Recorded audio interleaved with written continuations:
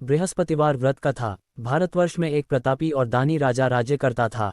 वह नित्य गरीबों और ब्राह्मणों की सहायता करता था। ये बात उसकी रानी को अच्छी नहीं लगती थी। वह न ही गरीबों को दान देती, न ही भगवान का पूजन करती थी और राजा को भी दान देने से मना किया करती थी। एक दिन राजा शिकार खेलने वन को गए हुए थे तो रानी महल में अकेली थी।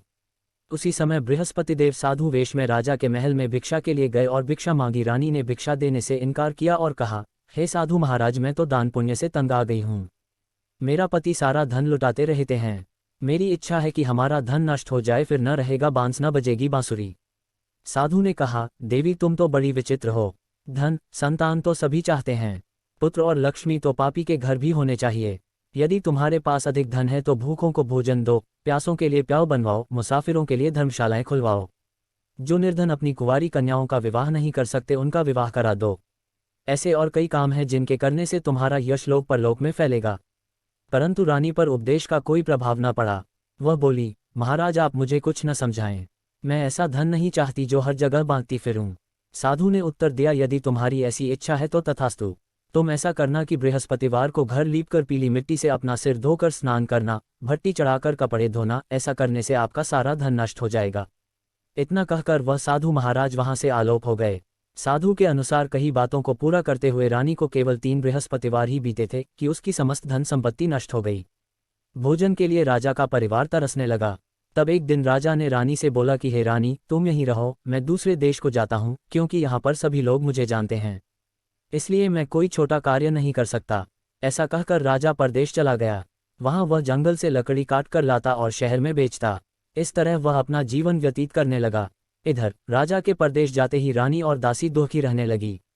एक बार जब रानी और दासी को 7 दिन तक बिना भोजन के रहना पड़ा तो रानी ने अपनी दासी से कहा, हे दासी, पास ही के नगर में मेरी बहन रहती है, वह बड़ी धनवान है, तू उसके पास जा और कुछ ले आ ताकि थोड़ी बहुत गुजर बसर हो जाए। दासी रानी की बहन के पास गई। उस दिन गुरुवार था और रानी की बहन उस समय बृहस्पतिवार व्रत की कथा सुन रही थी। दासी ने रानी की बहन को अपनी रानी का संदेश दिया, लेकिन रानी की बड़ी बहन ने कोई उत्तर नहीं दिया।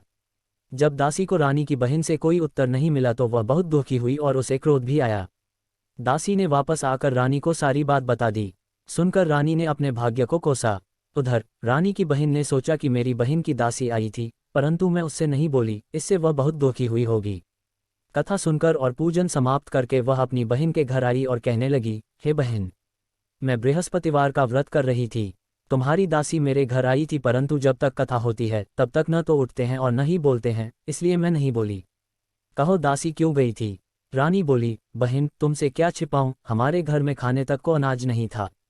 ऐसा कहते कहते रानी की आंखें भर आई। उसने दासी समेत पिछले 7 दिनों से भूखे रहने तक की बात अपनी बहन को विस्तार पूर्वक सुना दी। रानी की बहन बोली, देखो बहन, भगवान बृहस्पति देव सबकी मनोकामना को पूर्ण करते हैं। देखो, शायद तुम्हारे घर में अनाज रखा हो। पहले तो रानी को विश्वास नहीं हुआ, पर बहन के आग्रह करने पर उसने अपनी दासी को अंदर भेजा तो उसे सचमुच अनाज से भरा एक घड़ा मिल गया। ये देखकर दासी को बड़ी हैरानी हुई। दासी रानी से कहने लगी, हे रानी, जब हमको भोजन नहीं मिलता तो हम व्रत ही तो करते हैं, इसलिए क्यों न इनसे व्रत और कथा की विधि पूछ ली जाए ताकि हम भी व्रत कर सकें। तब रानी ने अपनी बहन से बृहस्पतिवार व्रत के बारे में पूछा। उसकी बहन ने बताया, बृहस्पतिवार के व्रत में चने की दाल और मुनक्का से विष्णु भगवान का केले की जड़ में पूजन करें तथा दीपक जलाएं, व्रत कथा सुने और पीला भोजन ही करें। इससे बृहस्पति देव प्रसन्न होते हैं। व्रत और पूजन विधि बताकर रानी की बहन अपने घर को लौट गई। 7 दिन के बाद जब गुरुवार आया तो रानी और दासी ने व्रत रखा। गुड़साल में जाकर चना और गुड़ लेकर आईं। फिर उससे केले की जड़ तथा विष्णु भगवान का पूजन किया। अब पीला भोजन कहाँ से आए, इस बात को लेकर दोनों बहुत दुखी थे। चूंकि उन्होंने व्रत रखा था इसलिए बृहस्पति देव उनसे प्रसन्न थे, इसलिए वे एक साधारण व्यक्ति का रूप धारण कर 2 थालों में सुंदर पीला भोजन दासी को दे गए। भोजन पाकर दासी प्रसन्न हुई और फिर रानी के साथ मिलकर भोजन ग्रहण किया। उसके बाद वे सभी गुरुवार को व्रत और पूजन करने लगी।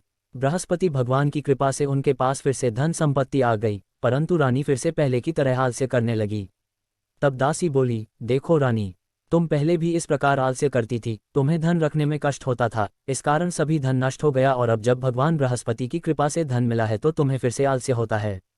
रानी को समझाते हुए दासी कहती है कि बड़ी मुसीबतों के बाद हमने ये धन पाया है, इसलिए हमें दान पुण्य करना चाहिए, भूखे मनुष्यों को भोजन कराना चाहिए और धन को शुभ कार्यों में खर्च करना चाहिए, जिससे तुम्हारे कुल का यश बढ़ेगा, स्वर्ग की प्राप्ति होगी और पितृ प्रसन्न होंगे। दासी की बात मानकर रानी अपना धन शुभ कार्यों में खर्च करने लगी, जिससे पूरे नगर में उसका यश फैलने लगा। बृहस्पतिवार व्रत कथा के बाद श्रद्धा के साथ आरती की जानी चाहिए। इसके बाद प्रसाद बांटकर उसे ग्रहण करना चाहिए।